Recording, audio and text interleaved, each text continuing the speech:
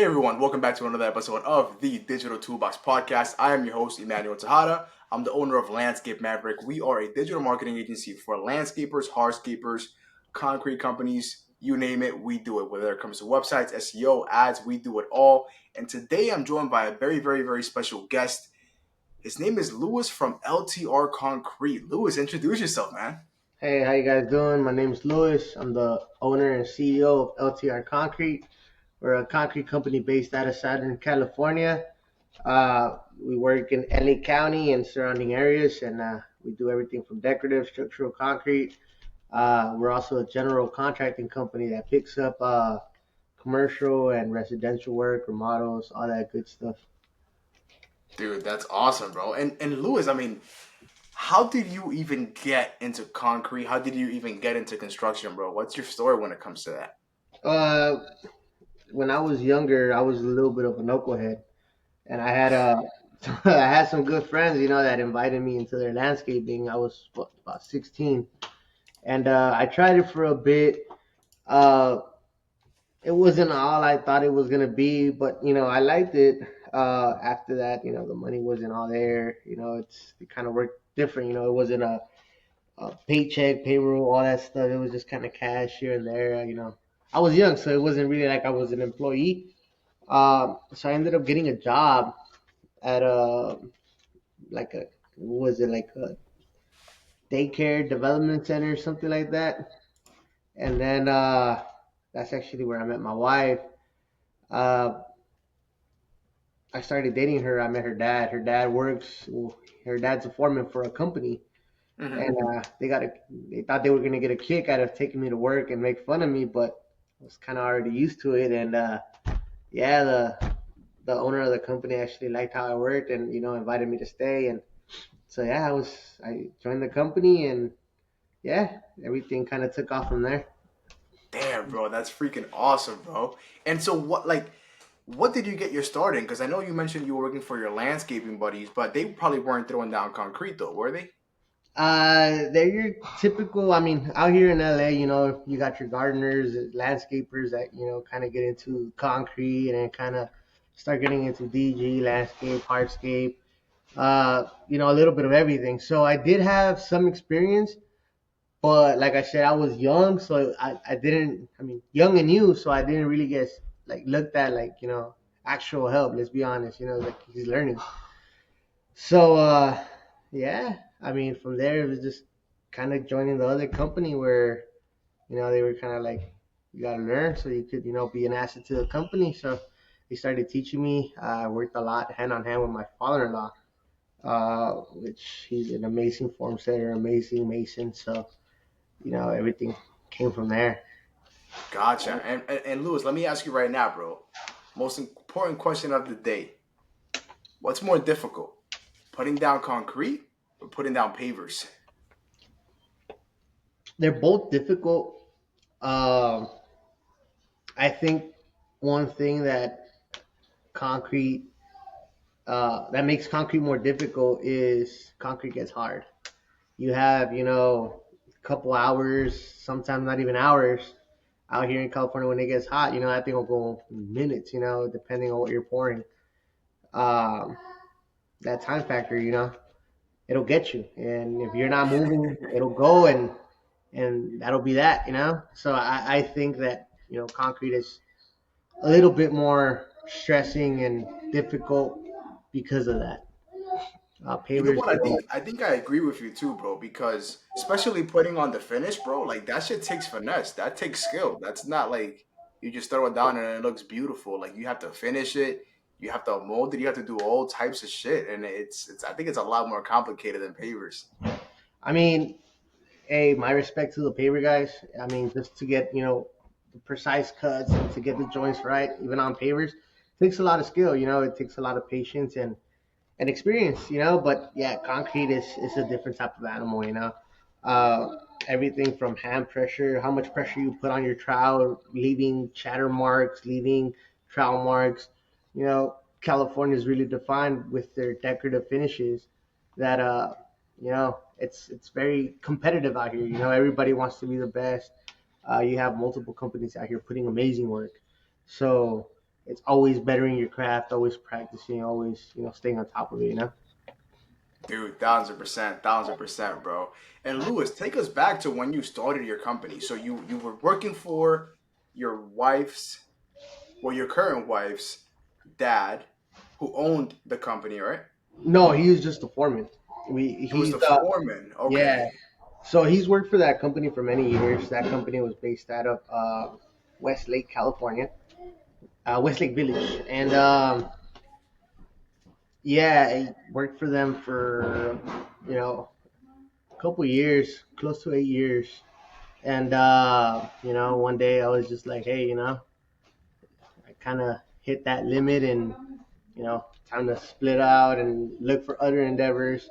I've always liked to be in charge, be the lead, take control of it.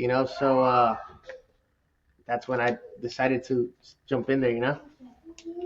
I feel you. Yeah, bro. And how old were you when you took the lead to start your own business? That was 4 years ago. So I was about 27, 28, 26, 27, somewhere around there. Wow, so that was only 4 years ago, bro? Yeah, the company started 29, late 2019. So you could literally say that, the company started, putting jobs out 2020, right in the Damn, bro, midst of that's the crazy. pandemic. Yeah. That's crazy. And anybody that's listening, go check out Lewis's Instagram. What is it? It's build LTR Concrete Inc. Dude, if you Okay. look at his page, it looks like he's been around for 20 years, bro. Like the quality of the work. That's why I'm shocked that you said 4 years ago you started this company, bro. Like, holy shit, that's crazy. Yeah, no, definitely. I mean, a lot of the guys that like are finishers, I've known them for years, way before I started the company. Um, I actually used to go for free with them before I started the company when I was still 24, 23, to try to learn how to finish. That's where I learned how to finish and everything. On Saturdays, we didn't work. I'd go out there and go finish for free. And until I got it down, and then I started getting my days in, and yeah. So we're a tight knit group, more like a family rather than friends. Dude, I love it, bro. And let's talk about that too. That's a big thing when it comes, especially when it comes to physical labor, I would say even more, as far as building a culture, right? Like, how do you build a culture? How do you keep your guys in line, but also make sure they have that family, that work life balance with their family? How do you build that so they respect you, but they still have fun with you? I mean, I think it's a lot of you know. At least with me, I see them as humans. They're not my employee. Well, they are my employees, but they're not. They're part of the team. They're there to help me out. If you see them as that it's their obligation, you know, you push them in a weird way, and then that kind of takes the love out of it. So then they're doing it because they feel they have to, not because they love it. And that takes away, in my opinion, from the quality. So, I mean, sometimes we have early days, like this past Memorial Day. We had to start this new concrete job. We had to knock down some trees, this and that. I showed up, knocked down the trees, and I told the guys, "Here's your paycheck. Time to go home." And I told everybody, "Thank you. It's all possible because of you guys. Enjoy your Memorial Day. We have lunch together. Uh, it's pretty much caring for the guys. They're human. They go through shit just like you and I do. So just because their problems are different than ours doesn't mean that they're not impacted the same way. So to me, it's just that looking at them as humans, looking at them as team members, and making them see each other as team members. And it's not a competition. If you fail, he fails. I mean, there's a saying, you're only as strong as your weakest link. If one Phew, of them's that's weak, a great fucking point. yeah, if one of them is not up to par, don't matter that I got a set of killers out here. If he ain't with it, it ain't gonna go down. All Yo, it one takes is thousand percent. yeah, it only takes one person to spill a gallon of paint, and then the whole job's fucked, no matter how nice everybody else did it, you know? So, it's more than anything creating that, you got to support each other, and I try to do it in that way, making sure that pretty much nobody gets left behind, If he's, if the guy digging the trench fell behind, we're all jumping in there, myself included. Um, and that's kind of how I try to do it, lead by example. I love it, bro. Yeah, and if you like you're doing like if you're leading by example, the guys will see that the way you treat them, and they'll start treating each other that way too, right? And I love the fact that you said that. You treat them as human beings, bro. Like I feel like, especially with a lot of the influencers that do concrete or that do landscaping, I don't know why, but I get the vibe that they don't give a fuck about their employees, bro. Like they here, hold the camera, let me look cool for like 5 seconds and then get back to fucking work. You fucking dogs. Like I don't know why I feel like they're all like that, bro. Hopefully they're not. But I just get that vibe, and if that's the actual the way they're treating their people, bro, that sucks, bro. Like I wouldn't want to make a shit ton of money and just feel like I'm have these guys slaving away all day. That sucks. That would be a bad feeling. I'm sure you feel the same way too. You want to share the wealth too, right? Like, yeah, you're making money because you're the owner and you took the risk, but you want to see your guys level up. You want to see that beginning guy turn into a finisher one day and be one of the best on the team. Yeah, no, 100%. I mean, one of our newest guys, uh, been in the country for a while, just saw it as in like I'm here just to make my money and then, fix my paperwork, get everything right, and then, one day go back to the motherland, which is cool, but I mean, there's so many more opportunities that are here that you got to try to get them to come out. And I'm happy to say that he sees them now. He's trying now. He got himself a car. He's buying himself tools. He's seeing himself more as an asset now, not just like, oh, they have me here to dig. Now he's trying. So I feel like you got to give them those opportunities. If you don't give them those opportunities, if you don't believe in them, they're not going to believe in themselves. So you got to try to push them in that sense, Dude, that's a gold nugget right there. If you don't believe in them, they won't believe in themselves, and that's a fact, bro. I love that. And that guy, a guy like that, he might even stick around much longer now because you gave him the opportunities, and now he's buying the car. Now he's getting more confident. He might even say, "Yo, listen, I kind of like it here." He probably came here and thought, "Oh, I'm gonna hate it, but I'm gonna push through it for my family and get the work done." But now he's like, "Damn, I'm getting the work done. I'm taking care of the family, and I like it here." So who knows what might happen in the future for him? No, 100%, and more than anything, like I like that confidence that he's getting. And believe it or not, sometimes he puts out more work and more heart into what he's doing than some of the other guys. Not taking away from some of my other guys, but he feels that he has something to prove to himself, so he puts more love into it. Um, Damn.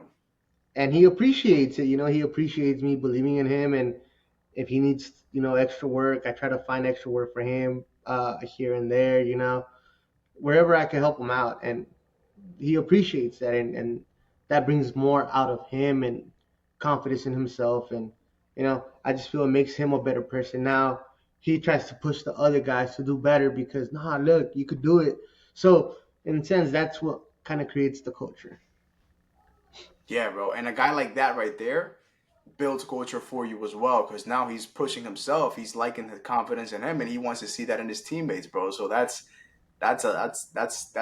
awesome right there, bro. 100%. And Lewis, you know what, bro? Let me ask you a question. What's the most difficult project you've been on, bro? As far as start to finish, like what's one project that you started that gave you a shit ton of headaches? Like, tell us one of those experiences.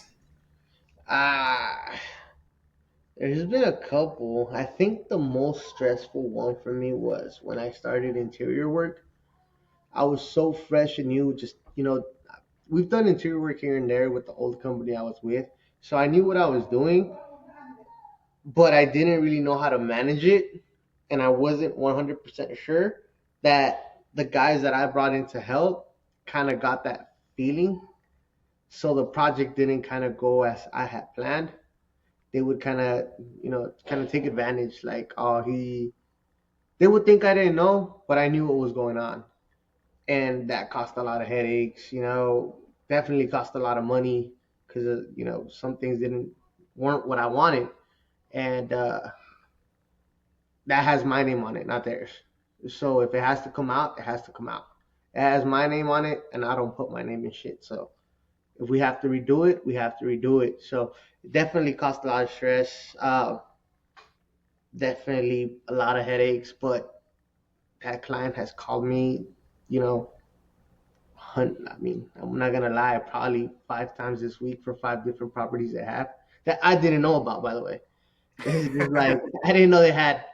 They have like at least 10 properties, condominiums, houses for Holy shit! rent. What do they do? Like rent them out? They rent them out. They rent them out. So I mean, from that client, I mean, the husband is on the board of an HOA. And now the HOA has us coming in to repair, I think it's 50 roofs, change out, some electrical panels that are outdated, so the insurance won't cover them. So we're potentially looking at $1 million plus project out of just, you know, biting the bullet on a couple things to make sure that they were right, and having that pride in the project itself and what we put out. So I mean, I think that was one of the most stressful ones. Interior is completely different. There's details everywhere. Uh, yeah, I think definitely Damn, that bro, one that's project. awesome. That's awesome too, but that you didn't even want your name to be in shit, like you said, and you fixed everything. You might have taken a loss on buying more materials and paying more labor to get it redone, but in the end, look at what you got out of it, bro. So that's a perfect example of doing shit right. It always pays off in the end.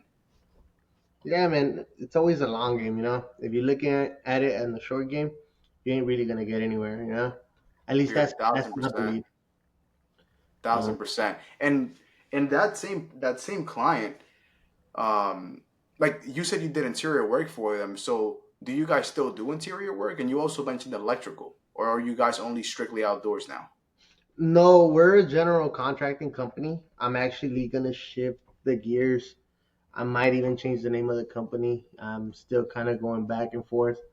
Um, we take a lot. We started taking a lot of ADUs now, a lot of interior, and taking advantage of being a general contractor. I have an amazing commercial electrician, an amazing residential electrician.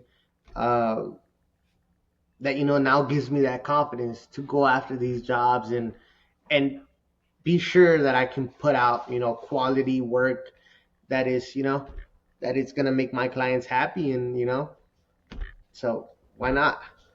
Damn, that's awesome, bro. And because the reason why I asked is because I don't really see a lot of the interior work on your page. I see a lot of the exterior. So what's your percentage like? Like what amount of your work is interior and what amount of it is exterior? Uh, Believe it or not, so far this year, I'd say probably 60 to 70% has been interior work. Really? Yeah, yeah. So we're still doing that exterior, but I don't know, something about people trusting us with their house. So I mean, I'm not mad about it, but it's definitely a little jump that we're gonna start making into that interior. And That's yeah, awesome. we haven't really posted much of the interior because I want to kind of get all my ducks in a row, figure out what I want to do with the name of the company, whether it be open up another division of the company or just completely change the name. Simply because I mean, if somebody asks who did your bathroom, LTR Concrete, what? They're a concrete company. What type of work? So I feel just the name itself kind of closes a lot of doors, and I just kind of want to figure that out before we start pushing the. Gotcha. Yeah, bro. And I mean, you guys have built quite an audience already on Instagram and stuff like that with LTR Concrete. So, I mean, hey, I mean, I'll give you some tips, bro. Especially because this is kind of what I do, like digital marketing. I will probably leave LTR Concrete and maybe even start up another channel or another brand as part of the company, maybe like LTR, what LTR indoors, something I don't know, something like that. But Well, I mean, it's actually, it's not too late to change. Actually, you guys have what, like 2K followers? something like that. Like it's funny though. When I actually opened up the company, the name of the company was LTR Contracting Inc. Out here in California, you got to get a signature from whatever licensee you're trying to pursue. That makes any sense. If I want a General B, I need a license, certifying that I have the experience for a General B.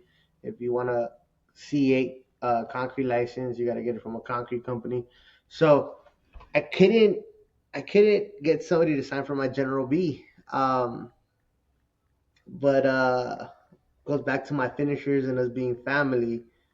uh, my head finisher, my main finisher, his father-in-law signed for my license, but because his father-in-law had a concrete license, I could only get a concrete license.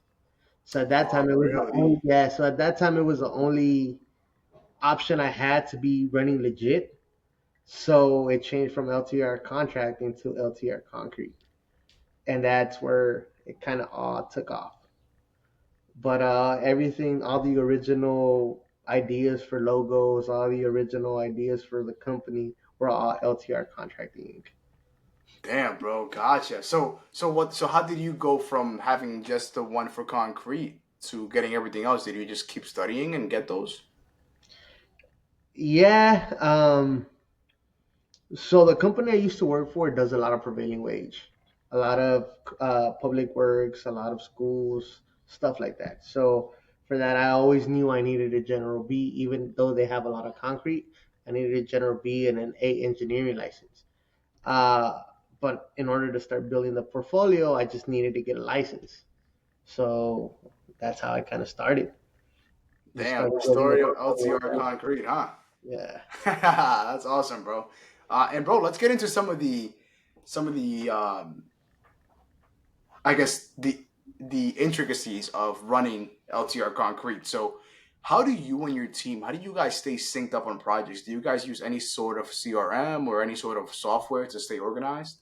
I use well, Julie, which is my wife slash business partner. She's the one that's been putting us up to date with all of the software we use to stay in communication, document the jobs. Um, she's actually here with me. Am I joining us, Yes, please? you should join us. Yeah.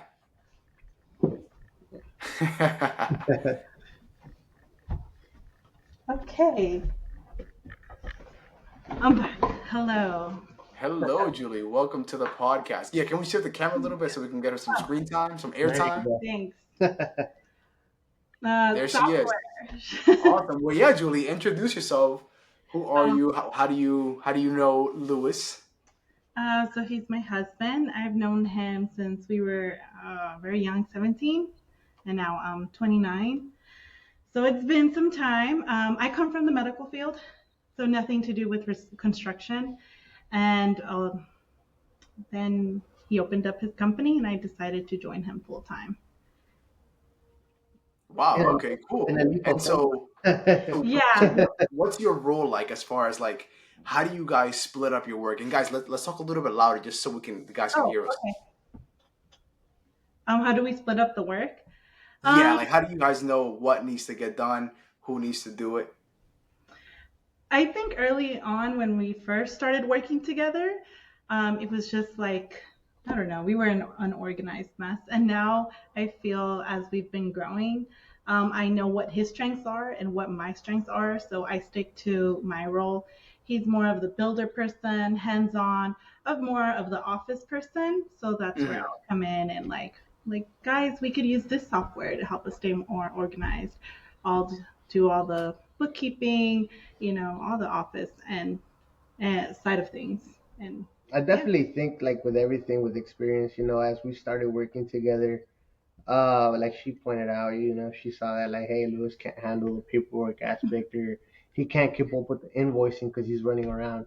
So she would jump on that, or you know, so on and so forth.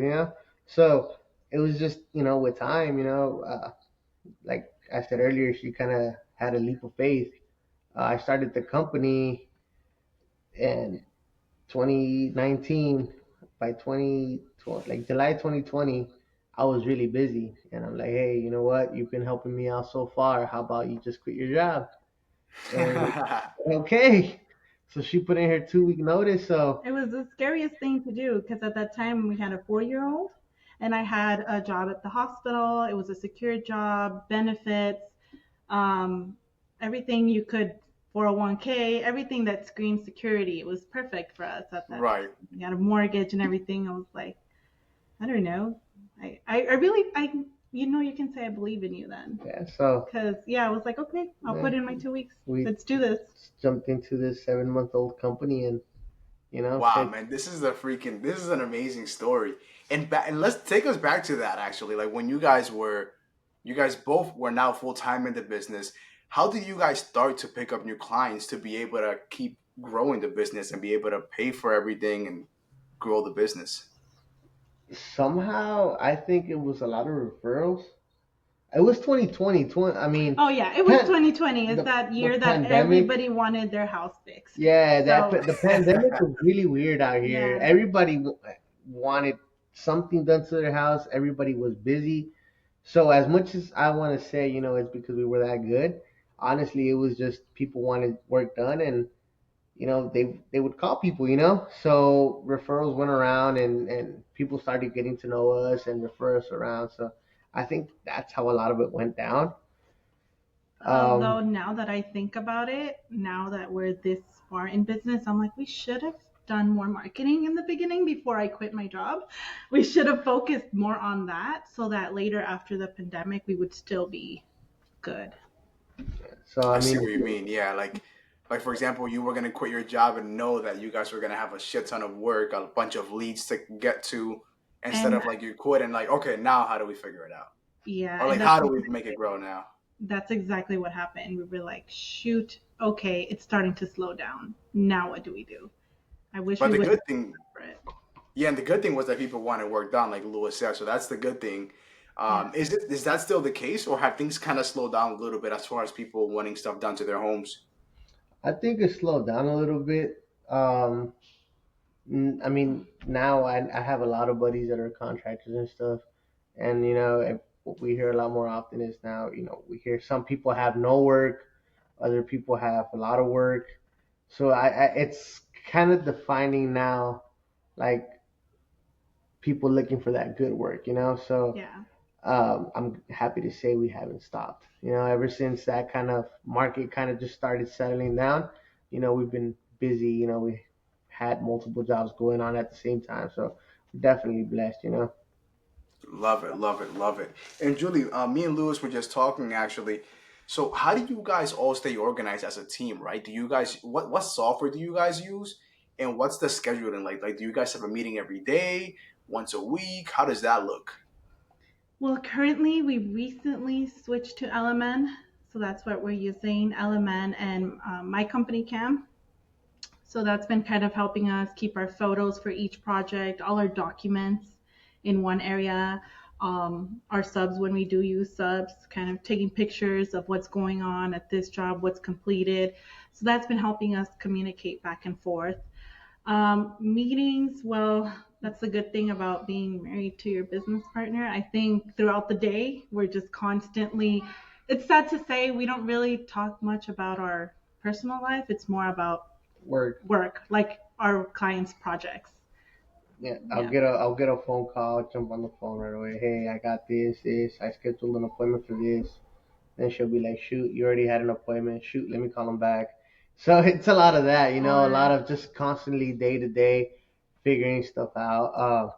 We definitely try to make a point to sit down and just talk about our week on Sundays, yeah, schedule everything out.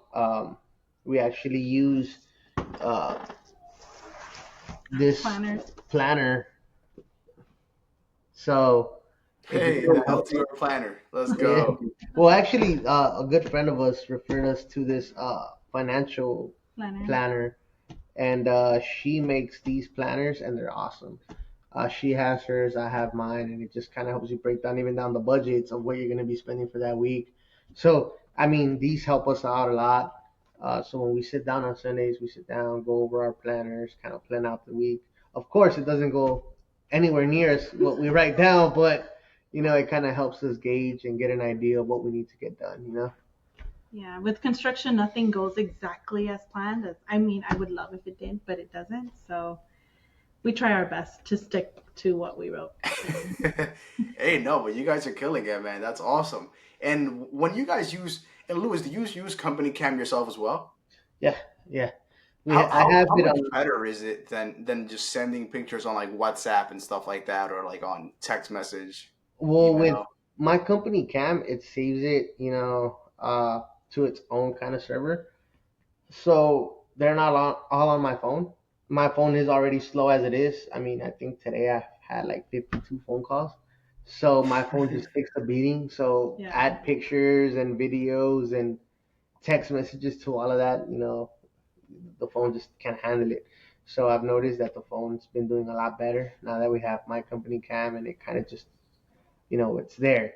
I don't have to worry about sending that picture also. She could log on to the account and she'll see what I just uploaded. So it helps out in that sense. We got a couple of our guys to install it on their phones. So if I'm on one job site and they're on the other, they're taking pictures and documenting as well. So it helps out a lot. That's awesome. That's awesome. And what about Element? I actually haven't heard of that system before. Does that do everything like Jobber? Like it does invoicing, estimates? It does do everything. It's all under one big umbrella. What I liked about it is the job costing feature, which I feel that when it comes to construction, if you're not job costing, money can go so fast. You need to know where you're losing money, and it helps you identify where you're losing money. That's cool. That's cool. And were you guys using a system before that, or was that your first CRM? No, we were using Joist. It's a lot more. Before that? Yeah, Mhm. Joist. That's the name of it. It's a lot more simple, more like for services and stuff like that. We were able to mold it to our needs, and it was very helpful. It is still very helpful, but now as we start getting these bigger projects and it's a job cost, we needed more, which is why we started looking for something better, which ended up being Element. So that's what we're on now. But I mean, we're slowly switching into it because it's a little difficult. Yeah. It's a lot. Yeah. Because with more features comes more difficulty as well, right? Like so many options, so many things you can do. And that leads me to my next question too, guys. Is like, what percentage of your work is residential and what percent is commercial for you guys? I think right now we're still maybe like 70% Yeah. residential and 30% commercial. Um, Getting into commercial is not easy. You got to Yeah, know yeah. How's the people. bidding process over there in California? What was that? How's the bidding process in California? Is it difficult to land jobs? Yeah. Unfortunately, I don't think it's how good you are; it's who you know. The connects you Yeah. have. There's definitely preferred vendors. Vendors that have been there for a while, so they much rather go with them rather than you know trial and error, which is completely understandable. I mean, we were on a project for the Cheesecake Factory. They gave us the opportunity to jump on there.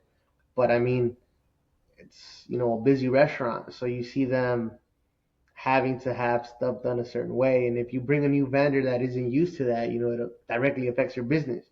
So I kind of understand them kind of going through their preferred vendors, but doesn't make it any easier for us newer companies coming into commercial to get those jobs. Yeah, 100%. And how was that experience, by the way? Like working at that Cheesecake Factory, because that's a very. I've talked to a couple other concrete guys and landscaping guys, and they did some work for Amazon, and they were like, "Yeah, bro, like they like to do shit so differently. Like, how crazy was it to do that?" I mean, it wasn't that nuts. I mean, we ran a communication line, so we cut through the parking lot and stuff. It's more dealing with like the clients that was the difficult part. I mean, we The had, customers there. yeah, Yeah. we had cones out, caution tape out, and they still wanted to run us over. So, I mean, it's just one of those things. Yeah. Uh, the company itself was very understanding. We provided them with timelines. As long as we stayed within our timelines, they were cool with it. Um, so yeah, We just had to be on crunch time. yeah. Yeah, because I Some think days the were working crunch time. hours were like You, from 7 a.m. to, I don't know, about 2 2 p.m. we p.m. had to be out because then dinner rush comes in. So and they Hmm. needed the parking lot. So Wait, we had what to the start. fuck? Yeah. So So we had. was the concrete dry? Well, it wasn't concrete. It was a lot of excavating, so that we could install a new communication line. So it was a lot of trench plates, installing trench plates, making sure that dirt was cleaned up, everything was cleaned up. Uh, all the equipment was in a particular area, fenced off, so that people couldn't get hurt and try to jump on it. Yeah. So it was a lot of that, asphalt day because we had to repatch the asphalt. Uh, you know, it was, kind of fun running around. Yeah, I think you enjoy that. For me, it was a safety thing. I was constantly concerned because I would see people, there's big machinery, obviously. They would just kind of ride their bikes right in front of the excavator, and we'd have cones, caution tape. They didn't care. They'd just go right through. Or as when we poured the asphalt, it was really hot. They would just want to walk right on top of it. And it was What the fuck? like, While it was being done, like yeah, the like you could crane is see like the turning and steam they're like coming riding the off. bike. Yeah, you could see the steam coming off, and it was me screaming and the guy screaming, "Don't do it!" And they just, What the fuck? yeah. So for me, it was very scary. I was constantly like, you guys could get really hurt," and it was, yeah, Yeah. that was scary. But the cheesecake was awesome. They were understanding. Wow, that's awesome. That's awesome right there. And for you, Julie, from a billing perspective, how does it look like to receive payment from one of those big commercial jobs? How does that work? Mm, A headache? Well, yeah, not a no, no, headache, right? no. I think for any construction project, it's kind of I a think it's a lot of battle. the paperwork. You have to have certain certificates before they even, they'll award you the job. Some companies are a little sneaky, especially like HOA. This HOA company that we've been working with as of lately, they let us perform the job. They let us do everything, and then they ask for all the certificates And in if order to get Oh payment. man. And if like we don't have that coverage, it's like, so now I have to go get that coverage. Thankfully we have everything that we need, but I'm like, what if we didn't? And now you're telling me that you need it to receive payment Or else, after we've performed the work. or else we don't get paid. Yeah. Like it's kind of Yeah, like, that's annoying. I can imagine. Yeah, but I think thankfully on my end, that's kind of my job to also make sure we are up to date with our licensings, our general liability, that everything's kind of in order so that we don't have those issues when it comes down to payment. so. Oh wow. So it's not like all the licenses you renew them on the same day. Like some No, expire early, some of them. Oh, that sucks. there's so many fees. I think especially for Los Angeles, I have to pay like LA County, LA City.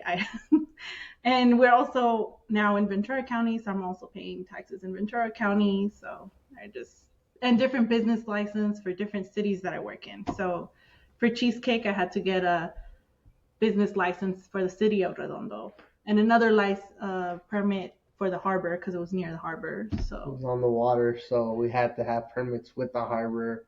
So it just Oh comes man. yeah, down to a lot of a paperwork, lot of paperwork, a lot of fees.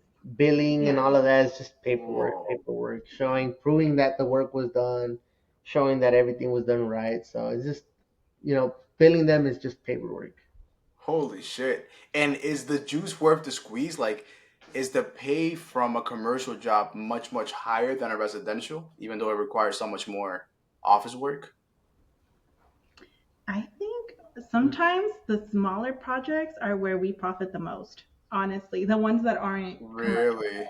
Yeah, I think they just go smoother. I don't have these new surprises from the city inspectors or I mean, I like the commercial ones because it's like a set of plans. This is what it is. I'm in. I know what I need to do. I don't need to be confirming with clients. I don't need to be doing this, that. It's just whatever's on that paper is what I do. So in my no, our sense, guys like commercial. I can tell off the bat. They love commercial. They love working on it. And honestly, it's like whatever I don't mind it. So I don't know. I The feel like profit, when we're talking about profit though, I think residential, like some smaller projects, it's easier to get more profit out of.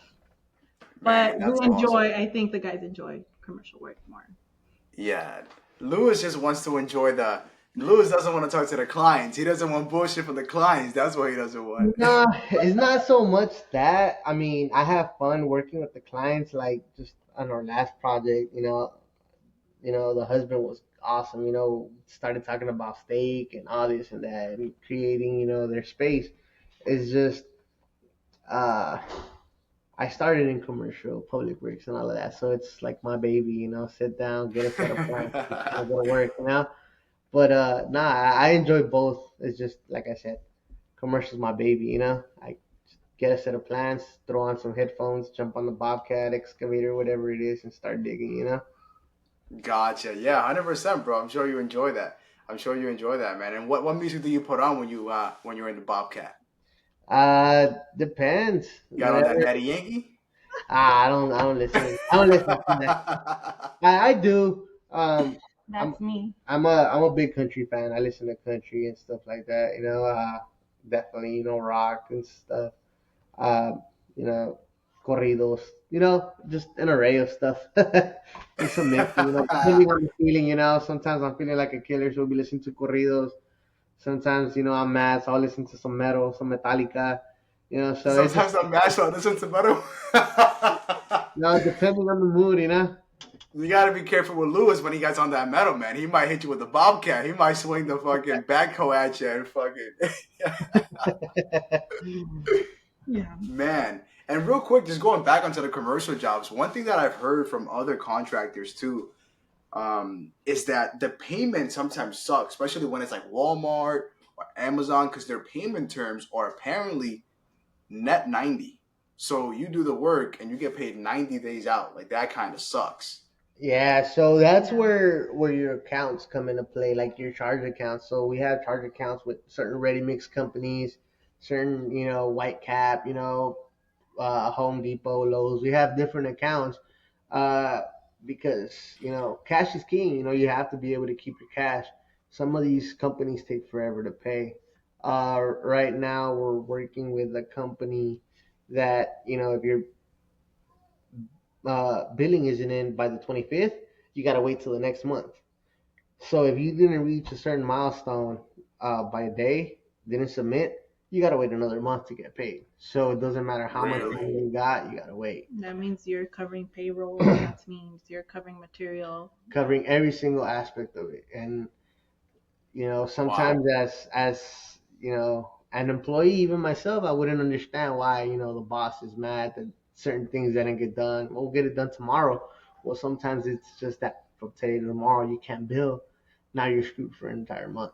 So, I mean, Yeah, and those things, like you said, they might be hard to understand by a field guy.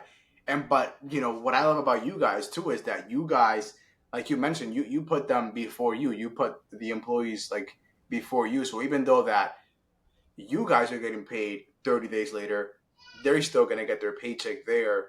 They won't even know what's happening on the back end, and you guys are the ones that take on that risk. And that's why I think entrepreneurship is so cool, because you take on the risk but you can also profit more in the end. yeah, no, 100%. There is. I mean, I would be lying to you if I said there isn't a benefit to it, but sometimes on certain projects you kind of consider like, is that risk worth this headache? Like, is it worth it? Because yeah, sometimes it's just over the top, kind of head breaking. Kind of sucks. But I mean, I wouldn't change my profession. I love what I do. And yeah.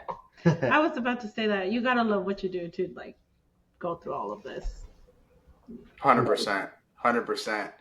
Gotta love what you do. And guys, I really, really appreciate you guys being on this podcast, man. And I think that a lot of people are going to see you too and be inspired, because there's a lot of contractors out there that they make work with their wife, but they don't show her, they don't show what she does. But you guys are the 1-2 duo. You guys are the 1-2 combo. So you guys are leading by example, which I love. And what you guys are building with the company, with the kids, she's gonna be a gangster, but she's gonna be good. She's gonna be leading this company one day, man. I hope so. She's I gonna be able hope to tell the guys, "Hey, finish! Hurry up! Hurry up!" Of course, my dad. Of course, I'm always on the job site. My parents are contractors. That was so cute, man. I love it. Thank you. Thank you. Yeah, That's awesome, man. But yeah, I mean, let me ask you guys one last question, and then I'll let you guys go because I want to be respectful of your time. I mean, if you guys were to start over, what advice would you give to yourselves as a young contractor? And hopefully, the audience can pick up from this advice right here. One from each of you guys. One from the Okay. office side, and one for the field side. No, you go first. Why me? You Uh, go. honestly, get your office straight. Get your office straight. You could have all the tools in the world. If your office ain't right, you ain't gonna do anything.